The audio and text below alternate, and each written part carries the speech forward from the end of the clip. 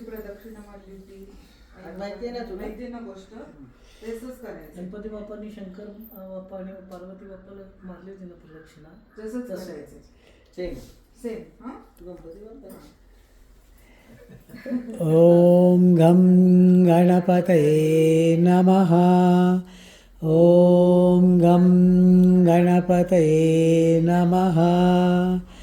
ओम घम गणपतये नमः. ओम घम गणपतये नमः. ओम घम गणपतये नमः. ओम घम गणपतये नमः. ओम घम गणपतये नमः. ओम घम गणपतये नमः.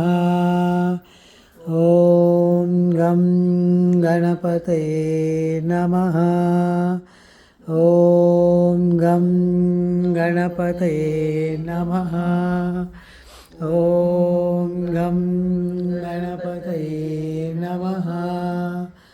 ओम घम गणपतये नमः.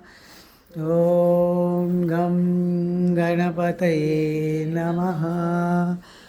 ओम घम गणपतये नमः. ओम घम गणपतये नमः. ओम घम गणपतये नमः. ओम घम गणपतये नमः. ओम घम गणपतये नमः.